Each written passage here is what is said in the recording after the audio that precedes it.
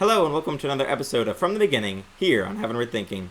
Today we're in Genesis chapter 40, continuing on with the story of Joseph, so I'm going to read it and we'll get right into today's topic. Sometime later, the cupbearer and the baker of the king of Egypt offended their master, the king of Egypt. Pharaoh was angry with his two officials, the chief cupbearer and the chief baker, and put them in custody in the house of the captain of the guard, in the same prison where Joseph was confined. The captain of the guard assigned them to Joseph, and he attended them. After they had been in custody for some time, each of the two men, the cupbearer and the baker of the king of Egypt, who were being held in prison, had a dream the same night, and each dream had a meaning of its own. When Joseph came to them the next morning, he saw that they were dejected. So he asked Pharaoh's officials, who were in custody with him in his master's house, "Why do you look so sad today?" "We both had dreams," they answered, "but there was no one to interpret them." Then Joseph said to them, "Do not interpretations belong to God? Tell me your dreams." So the chief cupbearer told Joseph his dream. He said to him, "In my dream I saw a vine in front of me, and on the vine were 3 branches. As soon as it budded, it blossomed, and its clusters ripened into grapes. Pharaoh's cup was in my hand, and I took the grapes, squeezed them into Pharaoh's cup, and he put the cup in his hand." "This is what it means," Joseph said to him. "The 3 branches are 3 days. Within 3 days, Pharaoh will lift up your head and restore you to your position. And you will put Pharaoh's cup in his hand, just as you used to do when you were his cupbearer. But when all goes well with you, remember me and show me kindness. Mention me to Pharaoh and get me out of this prison. I was forcibly carried off from the land of the Hebrews, and even here I have done nothing to deserve being put in a dungeon." When the chief baker saw that Joseph had given a favorable interpretation, he said to Joseph, "I too had a dream. On my head were 3 baskets of bread. In the top basket were all kinds of baked goods for Pharaoh, but the birds were eating them out of the basket on my head." "This is what it means," Joseph said. "The 3 baskets are 3 days. Within 3 days, Pharaoh will lift off your head and impale your body on a pole, and the birds will eat away your flesh." Now, the 3rd day was Pharaoh's birthday, and he gave a feast for all his officials. He lifted up the heads of the chief cupbearer and the chief baker in the presence of his officials. He restored the chief cupbearer to his position so that he once again put the cup into Pharaoh's hand. But he impaled the chief baker, just as Joseph had said to them in his interpretation. The chief cupbearer, however, did not remember Joseph. He forgot him. So as we look at this chapter 40, there are a lot of different things that I think deserve a little discussion, a little examination. The first thing that stands out to me is the incredible detail in the first several verses. We have sometime later the cupbearer and the baker of the king of Egypt offended their master, the king of Egypt. Pharaoh was angry with his 2 officials, the chief cupbearer and the chief baker, and put them in custody in the house of the captain of the guard in the same prison where Joseph was confined. And it keeps going and telling us these details, but it just reminds us again and again. They tell us like twice that they offended their master, then that he's the king of Egypt. It tells us twice that they're actually in that prison. It just reminds you, like if you somehow forgot by verse 5 who was where, they remind you constantly. And not just that, but the incredible detail that they happened to be in the exact same prison at the exact same time as Joseph. It's amazing to see the incredible detail that God puts in his word. Not only are we reminded of things time after time after time, not only is there that repetitive detail that just cements the details into our brain, but also the incredible impossibility, if you will, of the details. The fact that they were in the right place at the right time with just the person that needed to be there for God to work through and then do something in these men's lives. So it's amazing to just look back and see what God is doing and see how he works in just extraordinary ways, and then how he does the same in our own lives, how he lines things up perfectly, just the right time, just the right place, just the right person, just the right situation, and amazing things happen.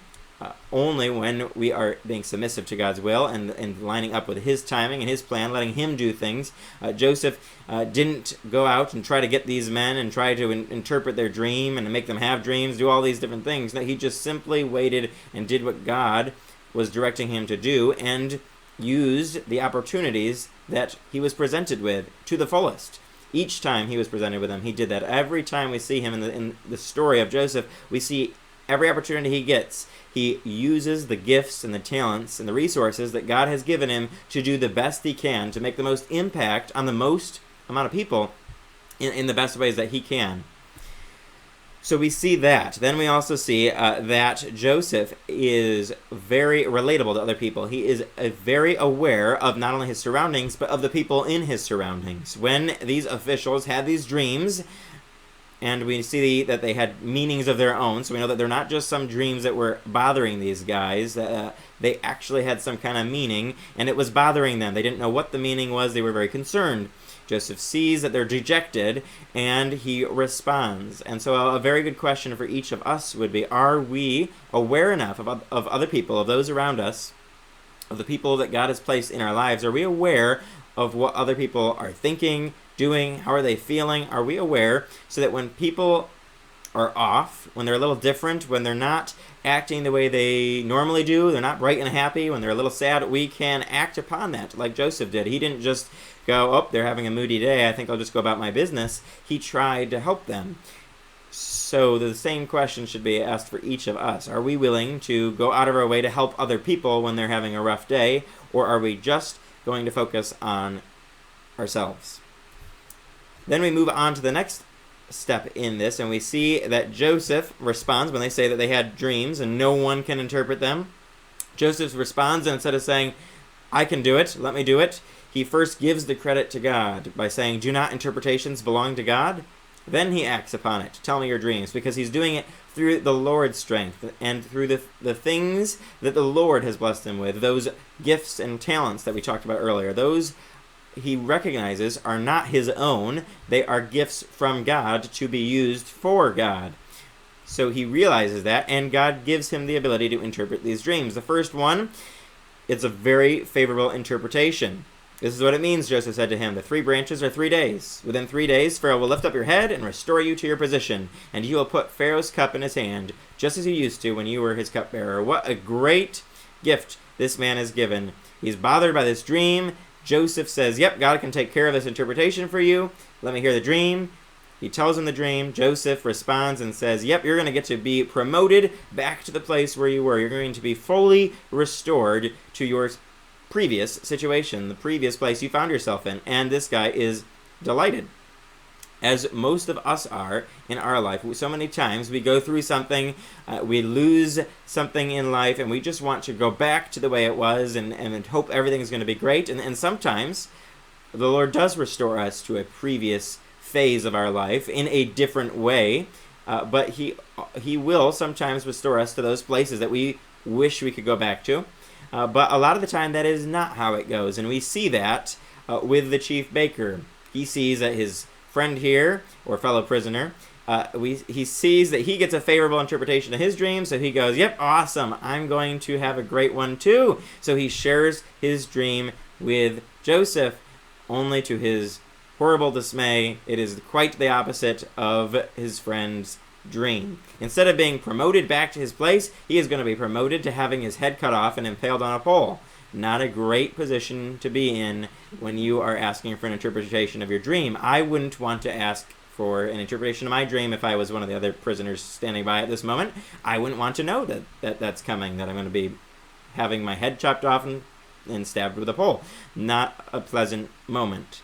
But we see that sometimes when we wish we can go back to the places in life, when we wish we could go back to things, sometimes that does not lead to good things. He does get to go back in front of Pharaoh. He does get out of prison, and he goes back where he was before, but he doesn't get to stay there very long. He then immediately is killed on Pharaoh's birthday. So it's a caution for me when I read this, that we need to be more careful, that we're not just asking for the Lord to put us back exactly where we were before. Sometimes that is the right response. Lord, restore me to this position that I know you've called me to.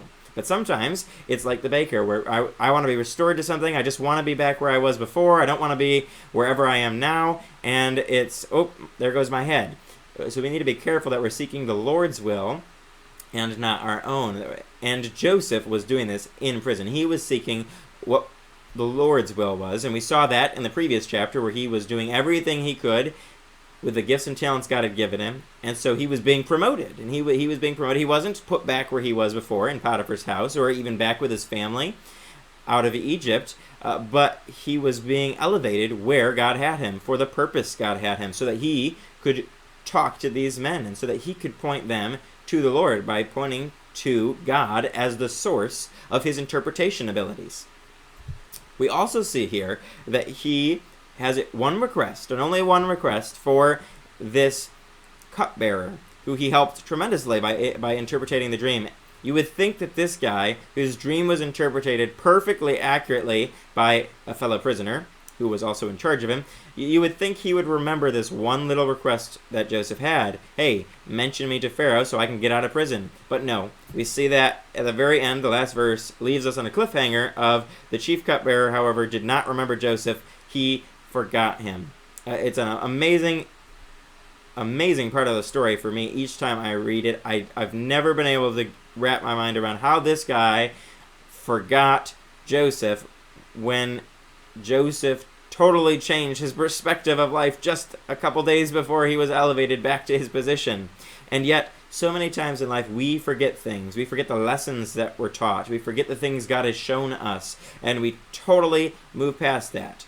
We see that God does something in our life today, and then tomorrow we totally forget what he did today. And we move on ahead as if nothing had ever happened. We go live our life because, yep, God rescued me from this position. Now I don't care what happened before. I don't care about the lessons I learned. And again, that's one of the reasons why God doesn't always put us back in that same situation. Because he wants us to learn lessons and move forward, not just go back and then go, yep, I don't need God anymore. He wants us to rely on him and to remember the lessons that we've learned, remember the experiences we've gone through, so that they can be a building block as we go through life that will point us closer to the Lord and less of a reliance on our own strength. The cupbearer, however, did not understand this point. Instead, he just went around living his life the way he had always been living it before. He went right back to the position he had been in before. He did not take these lessons, and he did not put them into practice. He goes and just does whatever he can to help himself. And we're going to see in the next chapter that eventually that comes back and he finally does remember, albeit quite a bit later. And we're going to see how God uses even this man's forgetfulness to bring about something amazing, something extraordinary, some miracle to save so many lives. So join us next time for another episode of From the Beginning here on Heavenward Thinking.